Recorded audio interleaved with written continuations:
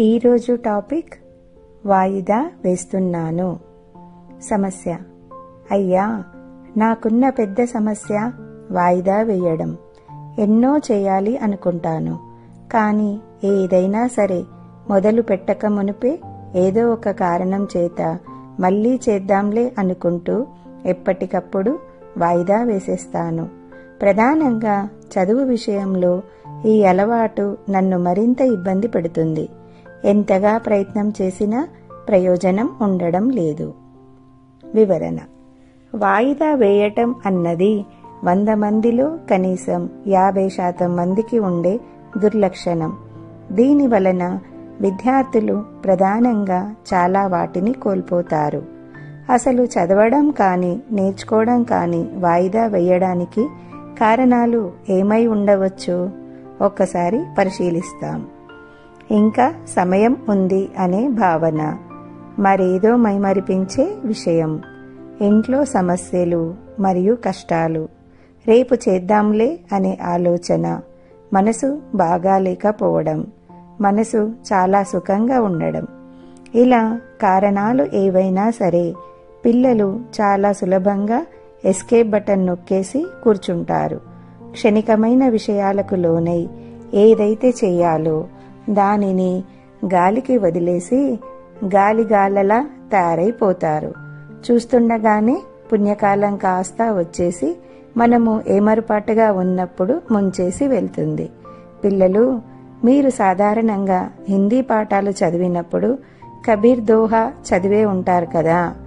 కల్ కరేసో ఆజ్ కరో, ఆజ్ కరేసో అబ్ కరో, పల్ మే ప్రళయ్ హోయేగి, బహురీ కరేగా కబ్.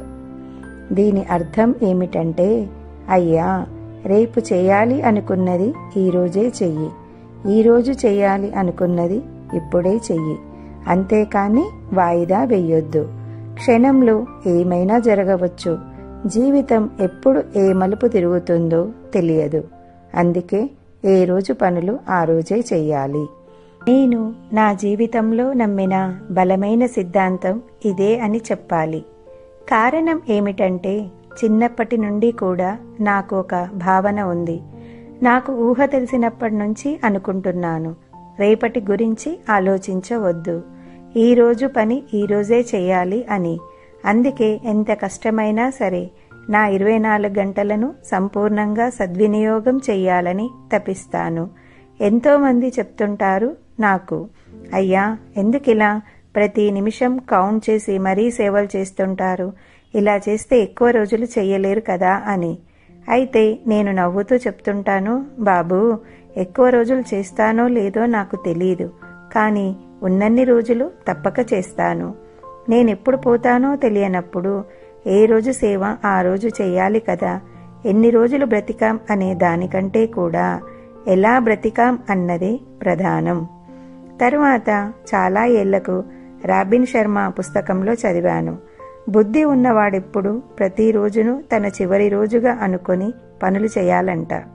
నాకెందుకో ఈ భావనలు మన భారతీయుల రక్తంలో అనాదిగా ఉన్నవి అనిపిస్తుంది. పిల్లలు, మీరు మహానుభావుల జీవితాలను పరిశీలించండి. వాళ్ళు తమ దైనందిని ఎంత ప్రభావవంతంగా తీర్చిదిద్దుకుంటారో తెలుస్తుంది. ఒక్క నిమిషం కూడా వృధా చెయ్యరు. పైగా పనులను ఎప్పుడు వాయిదా వేయరు.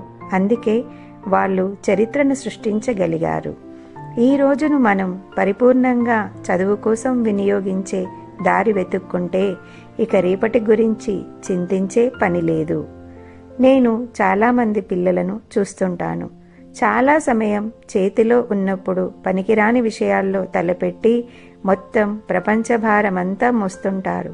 ఇక పరీక్షలు 1 నెల లేక 2 నెలలున్నప్పుడు, పుస్తకాల దుమ్ము దులిపి కూర్చున్నప్పుడు ఇక ఎన్నో అడ్డంకులు ఎదురై చదవలేక ఫెయిల్ అయిన విద్యార్థులను చాలామందిని చూశాను.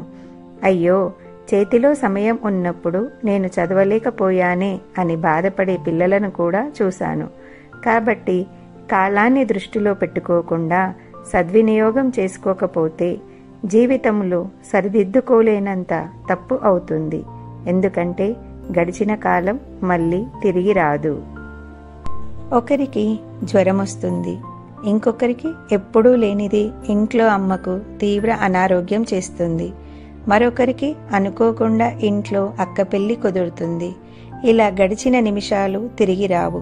వచ్చే నిమిషం మనది కాకుండా అయిపోతుంది. 10 నెలల చదువు వాయిదా వేసి 11వ నెల పుస్తకాలు ముట్టడానికి మనసు ససేమిరా అంటుంది.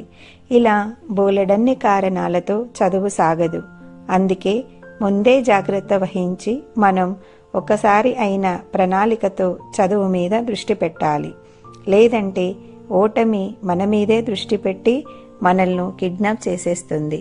ఆ అలవాటుతో జీవితంలో ఏం చేసినా, ఏ ఉద్యోగం చేసినా ఆందోళన, ఒత్తిడి కలుగుతుంది. ఒత్తిడి వల్ల అతి పిన్న వయసులో బీపీ, షుగర్, గుండె సమస్యలు, మందులు, అలా ప్రతి విషయంలో ఓటమి మన మీదే దృష్టి పెట్టి మనలను క్రింద పడేసి తొక్కేస్తుంది. సూచనలు: చదువుకోవడాన్ని ఎప్పుడూ వాయిదా వేయొద్దు. ఇంట్లో ఎంత కష్టమున్నా సరే విద్యార్థులు చదువు మీద నుంచి దృష్టి మరల్చొద్దు. ఒకవేళ ఏదైనా తప్పించుకోలేనంత కారణం వలన చదువుకు భంగం అవుతే ఆ తరువాత ఆ పోగొట్టుకున్న సమయాన్ని ఎక్కువ గంటలు చదవడం ద్వారా భర్తీ చేయాలి. రేపు అన్నది లేదన్న భావంతోనే పిల్లలు ప్రతిరోజు చదువుకోవాలి. వాయిదా వేయాల్సి వచ్చింది అంటే అది ఇక మీరు పోతేనే తప్ప వేరే కారణం వలన కాకూడదు. ప్రేరణ మంత్రం: never do tomorrow what you can do today. Procrastination is the thief of time. స్ఫూర్తి: చాలా కాలం క్రితం జరిగిన ఒక విశేష సంఘటనను మీతో పంచుకునే ప్రయత్నం చేస్తున్నాను. ఇది హైదరాబాద్ పిల్లలుగా పిలువబడే శ్రీ సత్యసాయిబాబా వారి భక్తులైన కొద్దిమంది యువకులకు సంబంధించిన విశేషం. సుమారు 25 సంవత్సరాల క్రితం హైదరాబాదు నుండి కొద్దిమంది యువకులు సైకిళ్ల మీద బెంగళూరులోని శ్రీ సత్యసాయిబాబా ఆశ్రమానికి వెళ్లారు.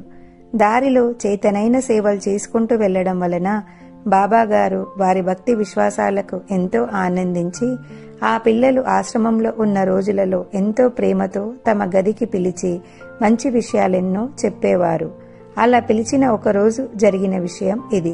అప్పటికే సుమారు 1 గంటకు పైగా బాబావారు ఆ యువకులతో మాట్లాడి గోడ మీద గడియారం చూపిస్తూ, బంగారు ఇక వెళ్ళండి, దర్శనానికి టైం అయింది అని చెప్పారు. కాని ఆ యువకులెవ్వరూ కూడా వెళ్ళడానికి సుముఖంగా లేరు. స్వామిని విడిచి వెళ్లడం భారంగా ఎంచి కదలడం లేదు.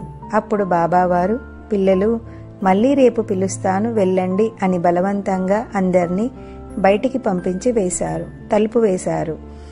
ఆ పిల్లలందరూ ఎంతో దిగులుగా నడుస్తూ బాబా మందిరం దాటుతున్నారు. అప్పుడు వెనుక నుండి బాబాగారు గట్టిగా కేక వేసి, ఏయ్ బాయ్స్, కమ్ బ్యాక్ అని పిలిచారు.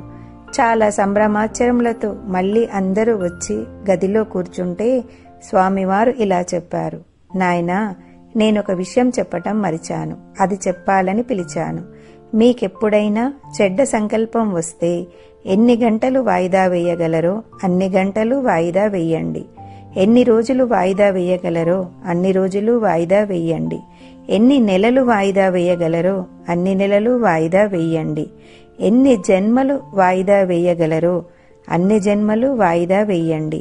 అంతేకాని చెడ్డ సంకల్పాన్ని మాత్రం క్రియారూపంలోకి తీసుకురావద్దు. పిల్లలనుకున్నారు, ఈ విషయం బాబాగారు మరుసటి రోజు చెప్పొచ్చు కదా, ఎందుకు శ్రమ తీసుకొని మళ్ళీ అందర్నీ పిలిచారు అని. బాబాగారు ఇంకా చెప్పారు, బంగారు, అదే ఒక మంచి సంకల్పం వస్తే మాత్రం ఒక్క క్షణం కూడా వాయిదా వేయొద్దు, వెంటనే చేసేయండి, ఆలస్యం చెయ్యొద్దు. అందుకే నేను మళ్ళీ రేపటికి ఈ మంచి విషయం చెప్పడం వాయిదా వేయకుండా ఇప్పుడే పిలిచి చెప్పేశాను. నాకు చాలా ఆనందంగా ఉంది ఇప్పుడు అన్నప్పుడు బాబా వారి నుండి ఆ పిల్లలు జీవితానికి కావలసిన సత్యంను గ్రహించారు. పిల్లలు, అలాగే మనము చదువుకోవాలి అన్నది మంచి సంకల్పం. దాన్ని ఎట్టి పరిస్థితుల్లో వాయిదా వేయొద్దు. మిగతా విషయాలు అన్నీ ఎన్ని రోజులు వాయిదా వేసినా నష్టమేమీ లేదు.